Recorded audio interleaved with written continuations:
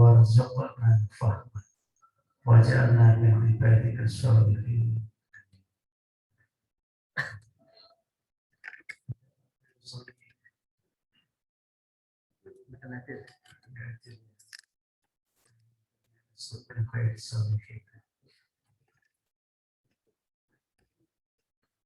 Kita bersyukur kepada Allah Subhanahu wa Ta'ala masih diberi sehat, sempat berada di bulan suci Ramadan 1442 yang hari ini memasuki hari yang ke-9.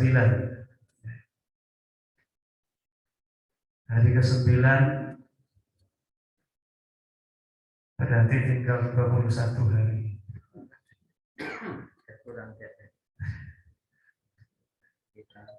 Kita melewati, melalui dengan ragam ibadah.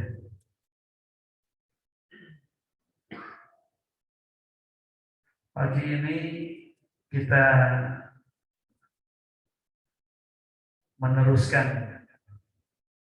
belajar kita dengan tafsir At-Tanwir untuk mendapatkan pencerahan, pencerdasan, pembebasan,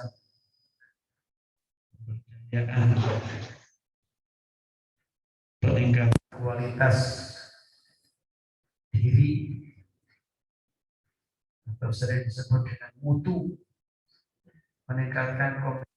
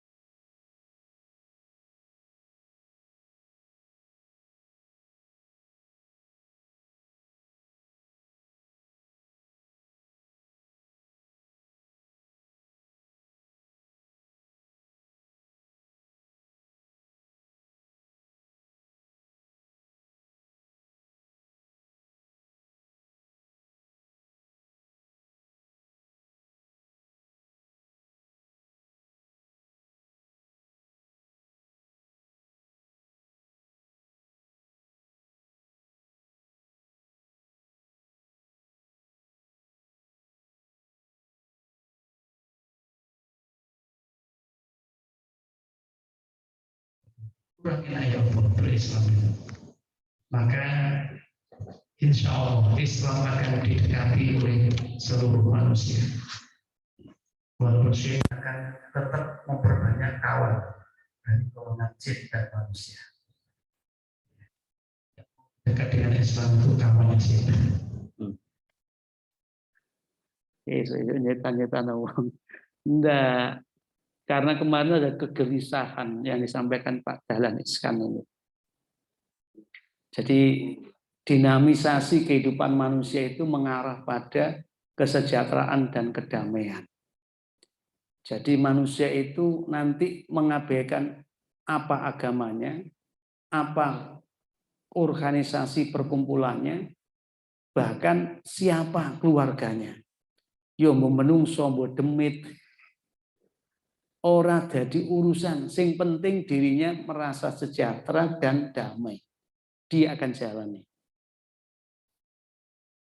Sehingga orang itu mengalami kegamangan rohani. Maksud jenenge rohani tetap gamang. Karena rohani itu butuh nutrisi. Butuh makan. Rohani itu butuh makan. Butuh nutrisi. Dan Islam mampu menjawab itu. Islam nanti yang menjawab itu. Agama yang lain akan mengalami kegoncangan. Hari ini aja, kalau kita lihat perkembangan itu, negara-negara maju yang tingkat kesejahteraannya sudah bagus, kedamaiannya itu melemah. Jadi orang itu semakin kebutuhan materialnya itu mudah dipenuhi, sementara dia tidak mendapatkan ketenangan, kedamaian, maka jiwanya itu goncang. Kayak gunung sing arep meletus, kembut-kembut, sehingga banyak bunuh diri, ya. Kemudian atau mengambil jalan seperti orang yoga menyendiri, tidak butuh kawan, tidak butuh pergi ke hutan-hutan, gitu ya. Terus berkawan dengan temannya yang lama, namanya sapien, kamu apa guys? Jadi wis gak tertarik karo jenenge menungso. Soalnya tukang ngapusi jarene DE. Padahal pelaku ngapusi sing DE dhewe. Nah, kegalauan itu yang ditawarkan oleh Dahlan Iskan itu, kita harus mampu membuat gerakan itu menjadi gerakan yang mendatangkan kesejahteraan dan kedamaian. Dan itu sebenarnya jika Islam dilaksanakan dengan benar, Islam ditegakkan dengan jujur, tanpa kepentingan nafsu dan keserakahan kolektif komunitas tadi itu, insya Allah itu menjadi sumber kesejahteraan dan kedamaian. Fal ya'budu rabb hadzal bait alladzi at'amahum min ju'in wa amanahum min khauf. Kenapa engkau disuruh mengabdi kepada Tuhan, pemilik ini rumah, pemilik Ka'bah? Bukan menyembah kepada Ka'bahnya, tapi yang memiliki Ka'bah. Karena dia yang akan memberi cukupnya makanan jasmani kalian. Kau bisa mendapatkan kecukupan dan benar caramu untuk mengkonsumsi itu ketika kau mengikuti apa yang diingininya. Fal yang dzul insan ila ta'ami anna sababnal ma'asobah tsumma syaqaqnal arda saqqa ila akhirih. Cobalah tengok manusia, apa yang dikonsumsinya, apa yang dimakannya. Kulu washrabu hatta apa tadi Pak? Yatabayyana lakumul khaitul abyadu minal khaitil aswati minal fajr. Ini diantaranya. Nek wayahe poso ya poso. Nek wayahe mangan ya mangan. Nek biasane mangan nalikane melek, saiki mangan ati turu. Nanti itu ilmu manusia itu akan betul-betul diguncang dengan nilai-nilai yang ada dalam Islam. Coba tangi turu menjelang sahur dikongkon mangan, tapi itu waktunya cuma 1 bulan. 11 bulan lainnya gak ono perintah ngono kuwi. Kalau ada ngono ya, ada goncang ilmu itu digoncang betul itu. Nanti itu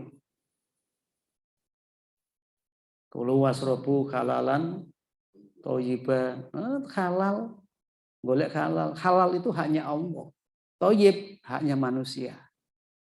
Jadi bicara halal itu Allah. Bicara thayyib itu manusia. Bicara halal itu teologi ideologis. Bicara thayyib itu scientific teknologi. Apa maneh? Ngomong apa to Pak Gus?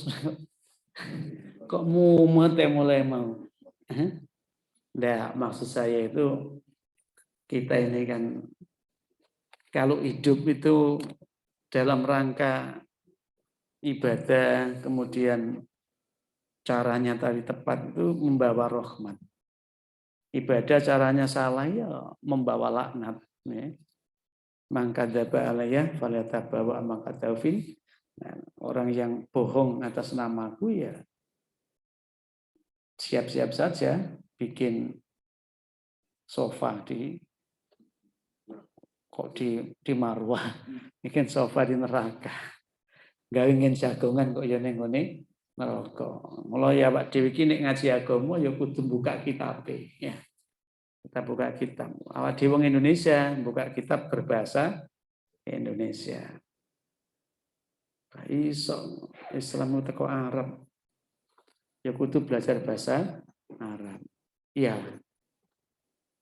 Quran diturunkan dengan bahasa Arab. Ingin paham ngerti Al-Quran, maka belajarlah bahasa Arab. Dan awakmu gak tahu belajar bahasa Arab, tapi sok koyok wong Arab, jadi ini Arabati. Jadi terus nih Arab ya. Tapi para pemimpin kita itu juga sudah mempelajari dan kemudian mengalih bahasakan dari apa yang ditulis menggunakan bahasa Arab, kemudian dialih bahasakan dengan bahasa Indonesia. Lalu diberi penjelasan-penjelasan seperlunya agar mudah untuk dimengerti, dipahami, lalu dijadikan pedoman hidup.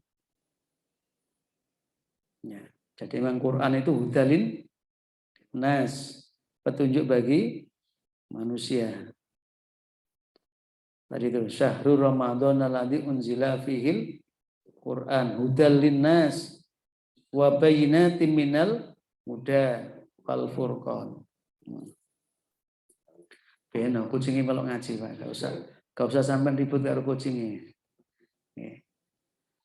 Nah, kita sudah sampai kepada halaman 220 ya.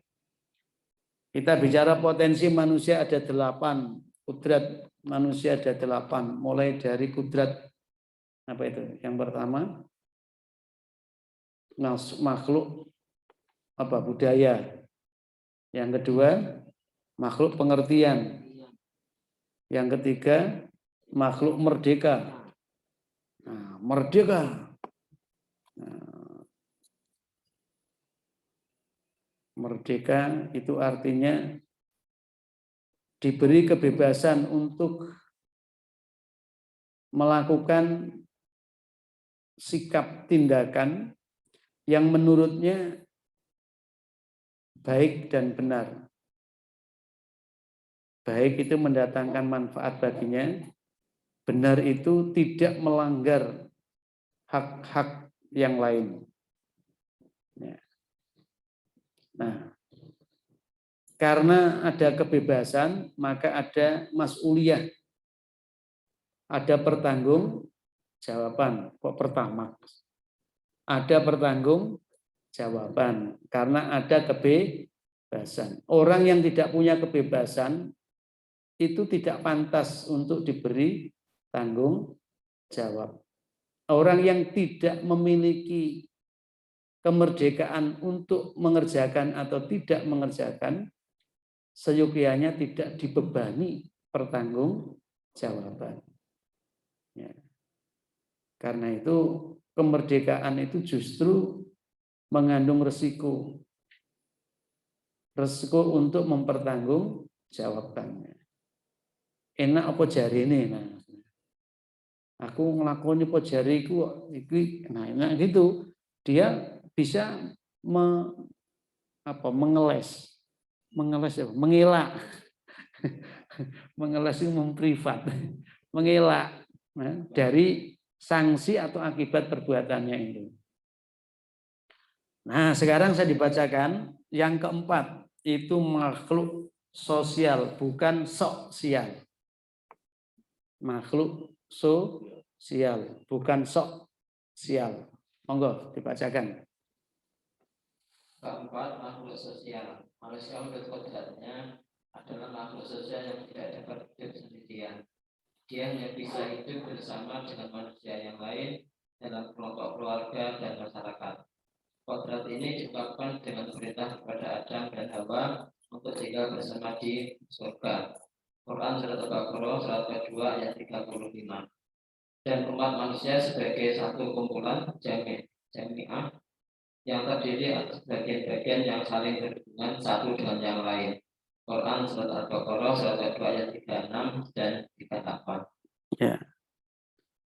Jadi setelah manusia itu dipahami sebagai makhluk yang berbudaya, kemudian budaya itu bisa untuk dimengerti, lalu manusia itu bisa mendapatkan pengertian-pengertian, dan dia bisa untuk memahami bahwa hidup itu ada yang membahayakan dan ada yang membahagiakan. Dan dia diberi kompetensi kudrat untuk memilih, namanya kemerdekaan. Maka di dalam kudrat yang keempat ini, Allah memberitahukan kepada kita bahwa selain sebagai individu yang otonom, yang memiliki hak merdeka, memilih perilaku-perilaku, ternyata manusia itu kudratnya adalah hidup bersama manusia. Manusia itu tidak bisa membanggakan diri dengan dirinya sendiri. Tidak bisa untuk menjadi makhluk yang menikmati kebebasannya, menikmati pengertiannya, menikmati hasil cipta karsa dan karyanya tanpa di tengah kehidupan orang lain. Tanpa di tengah kehidupan orang lain. Maka ini kalau di dalam landasan ideologi Muhammadiyah itu ada nilai dasar yang perlu untuk ditanamkan kepada kita adalah hidup bermasyarakat itu sunnatullah. Manusia akan mencari kawan dan ingin selalu berkumpul dengan manusia. Itu adalah sebuah keniscayaan, iradah ketuhanan. Ya. Jadi orang menungso gak pengen kumpul karo menungso, itu berarti kehilangan kudrat dirinya sebagai manusia, di mana dirinya adalah terikat dengan sifat sosialnya. Hidup manusia berhimpitan kebutuhan, kepentingan satu dengan yang lainnya. Maka relasi sosial ini menjadi penting. Tidak cukup manusia itu menjadi sosok yang baik di hadapan Tuhan. Ketika hubungan dengan Tuhannya itu mesra. Aqrab. mesra, akrab, harmoni. Ya. Penuh dengan cinta dan kasih antara makhluk dan kholik. Tetapi harus diikuti dengan keserasian, keselarasan, dan keseimbangan relasi antara manusia dengan manusia. Duribat al-mudillah enama thuqifu illa bihablim minallah wa hablim minan nas. Wa hablim minan nas itulah aspek manusia sebagai makhluk sosial. Maka di awal surat Baqarah ini disebut uskun anta wa zaujukal jannata. Ya. Diamlah dengan tenang engkau Adam dan pasangan engkau. Ya. Jadi diterjemahkan istri atau Hawa. Ya. Adam, uskun anta, kalau hanya berhenti tempat tinggallah, berdiamlah engkau dengan tenang di surga. Tidak bisa. Kenapa? Adanya sakinah itu ketika ketemu dengan pasangan yang jelas. Ada teman, ada konconya. Ya. Makanya diikuti wazau juga jannah. Makanya orang hidup di dunia sebagai anak Adam pun tidak akan pernah tenang, tidak akan mendapatkan sakinah. Hanya dari sisi keimanannya saja. Memang betul alladzi anzala sakinah fi qulubil mu'minin yazdadu imana ma imanihim. Ketika orang itu punya iman, maka Allah berikan kepadanya ketenangan batin. Seiring iman yang bertambahlah ketenangan hatinya. Napa Pak? Sampeyan pengen dolanan ta? Mboten apa-apa, pengen dolanan kali kucing. Nah, jadi makanya wa min ayatihi an khalaqalakum min anfusikum azwajal litaskunu ilaiha. Jadi sakinah itu ketika pasangan hidupnya itu benar. Makanya yang benar itu ya az-zakarul unsa. Lanang pasangane wong itu. Jadi Pak Narko itu, ya, Pak Narko ini, iku wonge, iku kudu dukur. Pak Narko itu akan merasa tenang ketika pasangannya adalah Bu Narko. Jajal pasangannya Pak Ayom.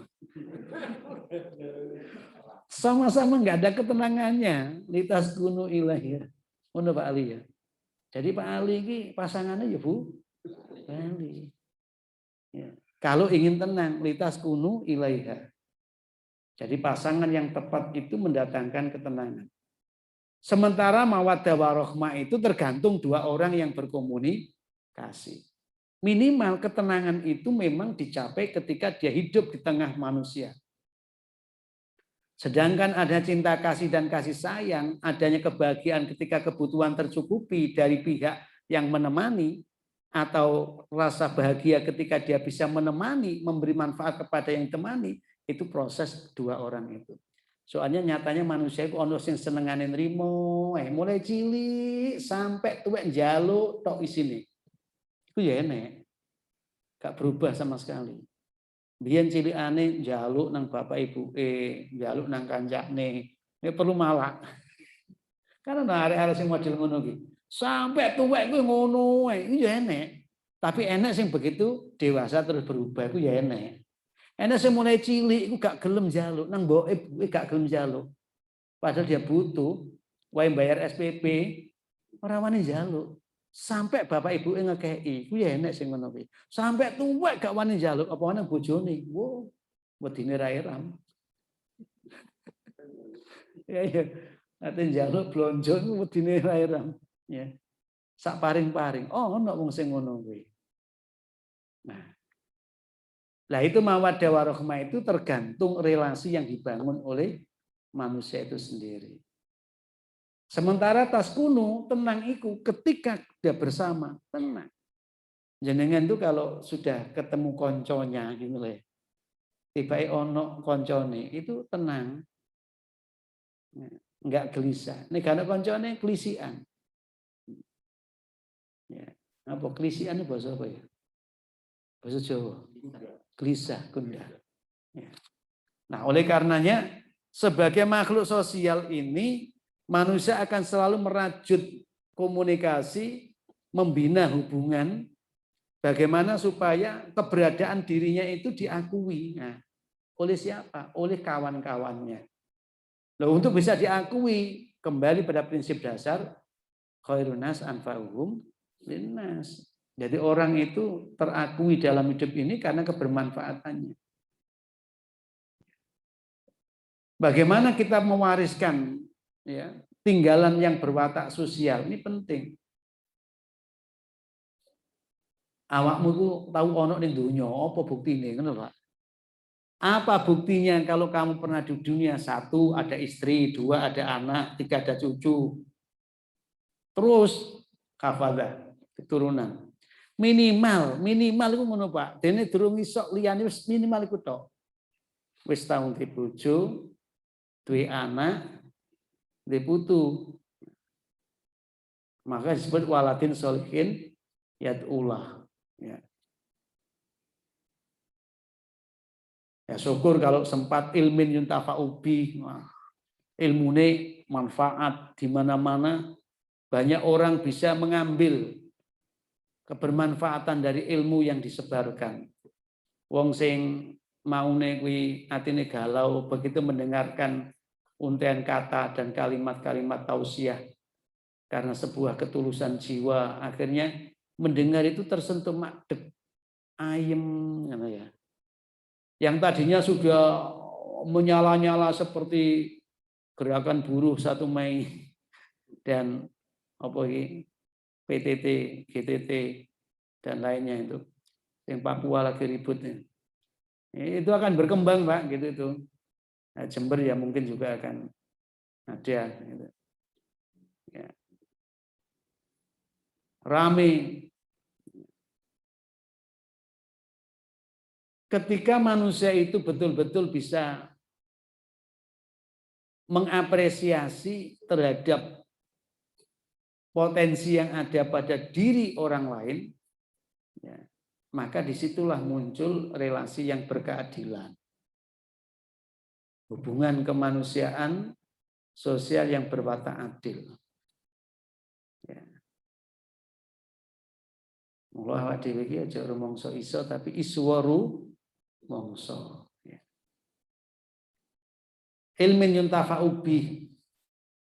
Begitu mendengar tidak perlu unjuk rasa, tidak perlu demo teriak-teriak.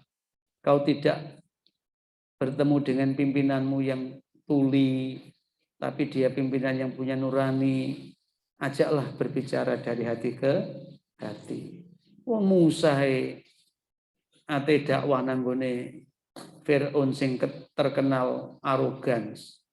Itu disuruh untuk bertuturlah kau berdua wahai Musa dan Harun kepadanya dengan tutur yang layyinah, yang lembut, ya, yang lunak, yang santun, yang sopan. Ya. Maka mengingatkan kepada penguasa itu ya dengan cara yang lunak, yang santun, yang sopan. Ya. Supaya tidak terjadi arogansinya semakin tinggi. Wong wis disopani, dialusi, disantuni ngene sik menteng kelek. Fir'aun itu yang menteng kelek. Ana rabbukumul a'la. Yo tak gintes to kowe. Kowe mbiyen urip bareng aku kok saiki neko-neko sa Musa. Masih ada sisi kelemahan manusia itu. Saya sambil berjalan kemarin itu ikut mikir ya, karena saya lihat begitu keras demo yang ada di Papua itu saya ikut mikir, nah iya, wong butuh iki nyambut gawe, kok dikai BLT, lho iya, ki mau mbek mlaku mrene mikir, Umpama di Jember itu bicara mengenai kesejahteraan. Cara mensejahterakan itu kan memang orang yang dipekerjakan. Lah podo-podo duit tidak no nganggur, mbok dikekno dalam bentuk karyakan wis ya. Negara mampune ngene, awakmu nek gelem nglakoni ngene, produksinya koyo ngene. Ayo. Ayo wis bedol apa budaya supaya relasi sosialnya itu bagus. Ayo, saiki lahan-lahan yang kurang produktif kerjakan semua. Ya. Duripno kabeh, ya. Modali dari modal utangan, enggak apa-apa. Tapi kan ada kesempatan balik gitu loh. Jadi ya saya tak bayar sampean, tapi hasilnya nanti kembalikan sebagai pemenuhan hajat hidup kalian. Terus ngelantur nanti dia aku. Pikiranku loh Pak, sampai dok ini mau minggu ini pakai eling Pak. Ayam ngomong wis mari takon. Dari Pak Ayam takon nang ngene, Ustaz, besok Rebo ngaji nggih, tak jawab nggih. Terus beberapa waktu kemudian cerita, Pak, kemarin itu ada yang meninggal terkonfirmasi. Aku wis tak kadung ngomong nggih ya wis budal ae wis ora tak jawab ya aku. Jadi kalau kita melihat makhluk sosial itu intinya bagaimana hubungan itu bisa berkeadilan dan berkeadaban.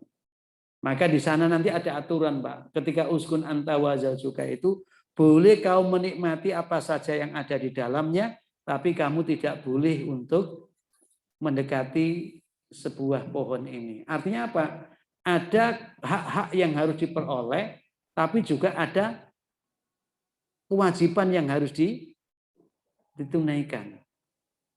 Haknya itu mendapatkan kesejahteraan, kebutuhannya dengan enak. Tapi kewajibannya, nih, jangan sekali-sekali mendekat terhadap ini pohon. Tapi karena sudah hidup itu berinteraksi satu dengan yang lain, maka ada setan yang dikarakterkan berbeda. Ya, ini setan itu akan selalu berusaha untuk menggelincirkan dengan cara memberikan pikiran obsesif. Orang yang sudah diberi kenikmatan tidak harus bekerja, masih merasa kurang nikmat. Akhirnya jadi korban provokasi. Nah, ya. Jadi korban provokasi. Sing provokasi siapa? Setan. Waswasa lah, ya, gitu ya, waswasa. Memberikan was-was. Ojo-ojo engko iki gak suwe enak iki. Ojo-ojo ana sing luwih enak maneh. Ojo-ojo ngono. Kata-kata ojo-ojo jikalau seandainya sekiranya dan seterusnya itu makanya dijadikan pintu setan untuk menggelincirkan manusia. Nah, disitulah ketika bicara watak sosial pasti ada yang tadi itu berperan sebagai setan. Nah, ada yang berperan sebagai setan, maka membina relasi sosial itu lebih sulit daripada sekedar mengeterapkan kemerdekaan atau sekedar menggunakan kodrat pengertian dan budaya. Manusia memang punya kreativitas yang luar biasa, punya daya kemampuan untuk mencipta, membuat sesuatu yang baru. Bahkan tidak hanya baru, memodifikasi yang ada, namanya inovasi. Itu manusia hebat. Tetapi ketika sudah berhubungan satu dengan yang lain, entek ceritanya. Saya kemarin lihat di YouTube itu ada SMK mana itu yang bisa membuat mobil ya. Mobil yang harganya cuma 18 juta. Nah, ada mobil yang harganya 8 juta. Tapi sampai dengan hari ini, kebanggaan itu tidak sampai menyentuh pemerintah misalkan. Sehingga tidak mendapat apresiasi menurut laporan yang ada. Ya, belum mendapat, itu mana? Serang kalau nggak salah ya. SMK sana itu. Nah, dulu Cakro itu sudah pada waktu milad 107 itu. Saya dinaikkan mobil listrik tenaga surya. Bikinan anak-anak SMK Cakro. Tapi yang ikut dibuanterno ya wedi Pak sing numpak barang isek ketok endeng koyo ngono. Ya aku mesti uji nyali. Saya lihat di aturan otomotif itu yang sekarang dikembangkan itu bagaimana bahannya itu ringan, tetapi kekuatannya itu luar biasa. Sehingga mobil itu wapi Pak, diangkat ndukur diceblok nang jatuh, pecah, demakno maneh, dandane maneh. Setelah diuji lagi, jauh lagi jatuhkan, pecah, berarti belum standar. Sampai yang terakhir itu begitu jatuhkan, duk, yang desok bukan mobilnya tapi tanahnya. Ya itu katanya standar. Lah, aku nek ndelok nek SMK panjenengan yo rada ndrawasi. Nek iku sampai nubruk, duduk mung mobile sing benyok. Wong esuk-esuk gepeng kaya ceritane anu tuh film kartun niku. Kayak Tom and Jerry. Mari gepeng terus diulik-ulik iso ungkul maneh. Lah menungso gak ngono. Lho kira-kira itu ya uji-uji yang terkait dengan kekuatannya. Jadi sebagai makhluk sosial, kodrat manusia sebagai makhluk sosial itu, manusia harus berusaha untuk meletakkan dirinya di tengah komunitas, apakah komunitas keluarga, komunitas masyarakat, bangsa, dan komunitas dunia ini, dengan tetap menggenggam prinsip kemanusiaan yang adil dan beradab.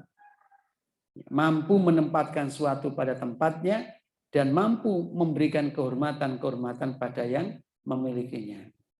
Insya Allah kalau itu yang kemudian dilakukan, lalu yang ketiga tidak boleh untuk obsesif, ya, yang seperti contohkan oleh kekuatan setan yang menggelincir Nabi Adam. Baik, tambah satu lagi, Pak. Dan gitu.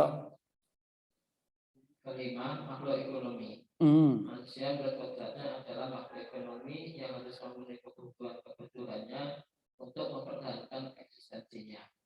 Kodrat ini diungkapkan dengan perintah untuk makan dari seluruh sumber makanan yang ada di surga, selain buah larangan. Quran Surah Al-Baqarah ayat kedua ayat 23. Kebutuhan manusia sangat luas dan tidak terbatas pada makanan. Apabila ayat itu hanya menyebutkan kebutuhan makanan, maka itu tidak dimaksudkan untuk membatasi, tapi untuk menunjukkan kodrat yang harus diperhatikan dan dikelola dengan baik supaya eksistensinya tetap terjaga dan tidak punah. Ya, ono jenenge makhluk ekonomi. Kodratnya menungso iku iso nyukupi kebutuhan. Ekonomi itu pada hakikatnya adalah sebuah proses, ya, bagaimana manusia itu bisa untuk memenuhi kebutuhan-kebutuhannya.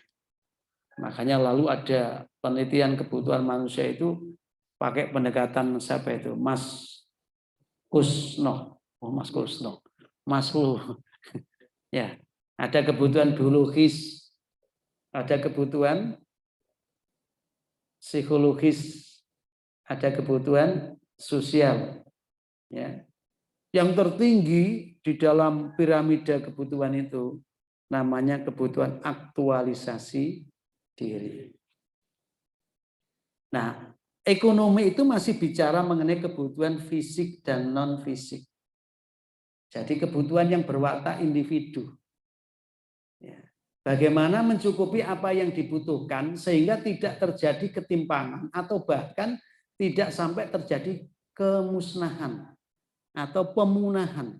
Ya.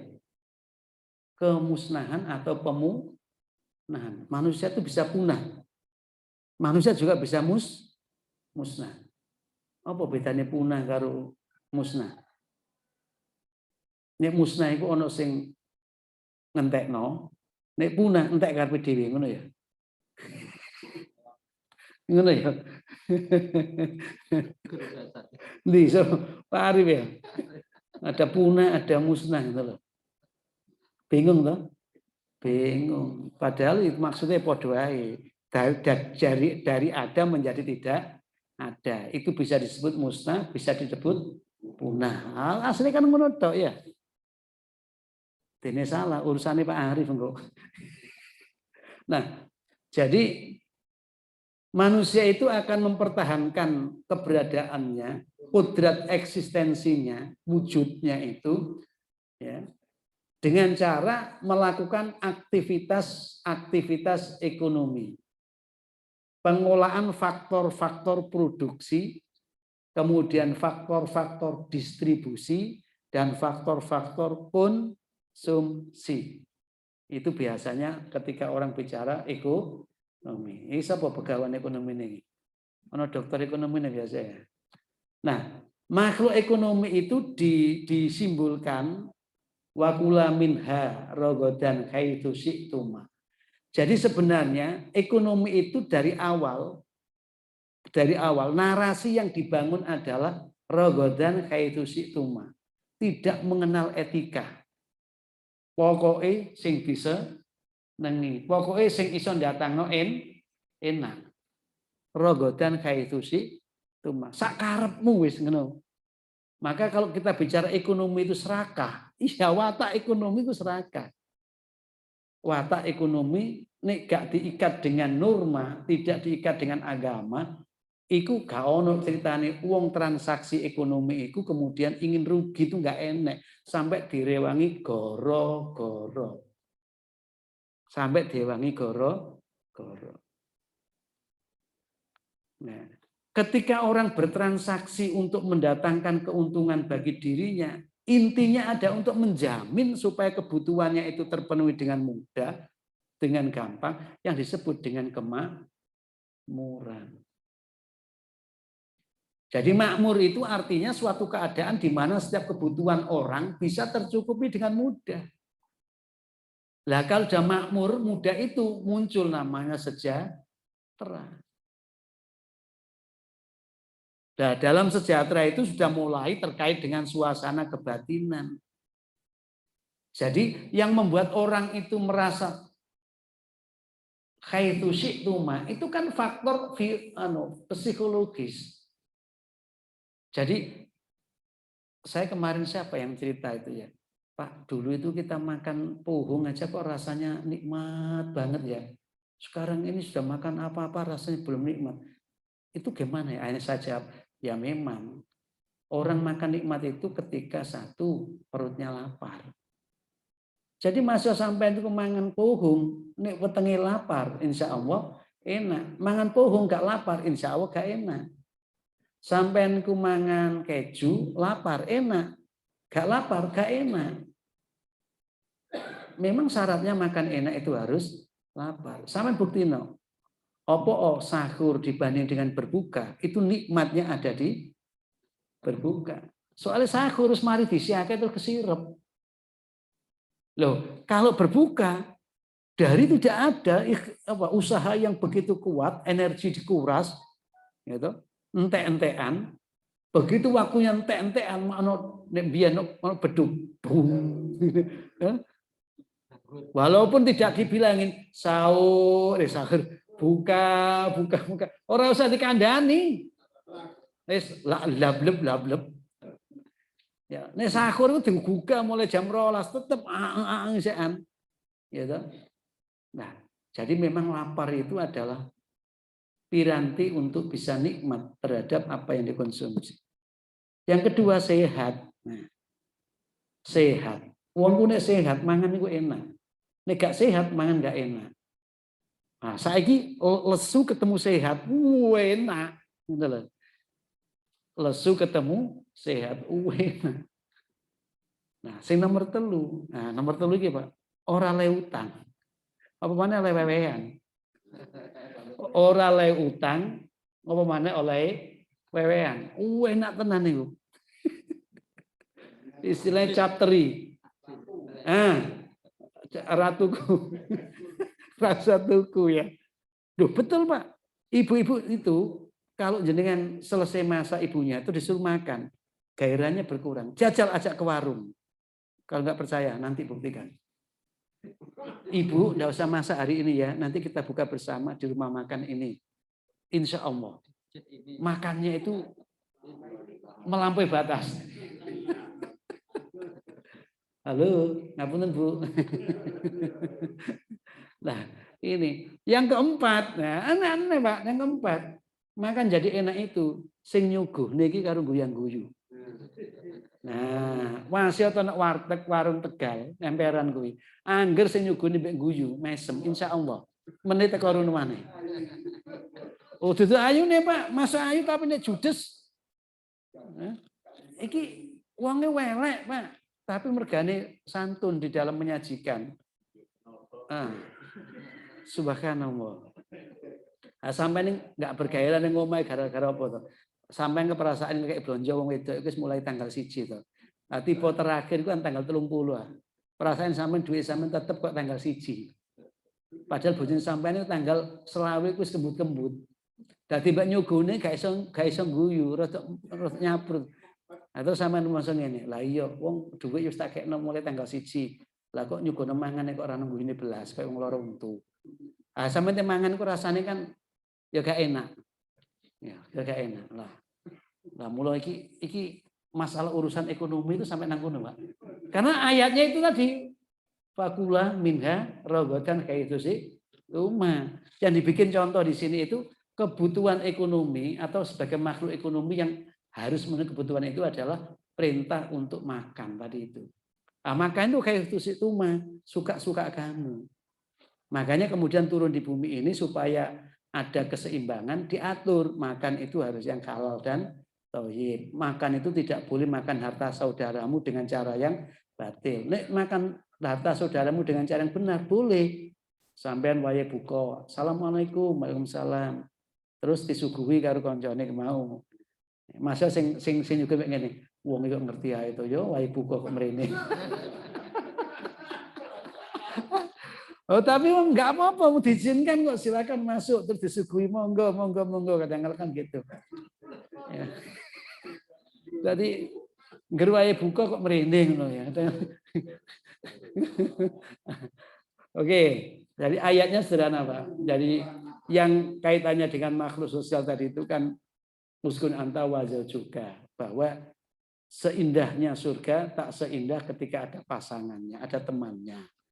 Yang kedua, makhluk ekonomi itu fakula minha rogotan kayak itu sih.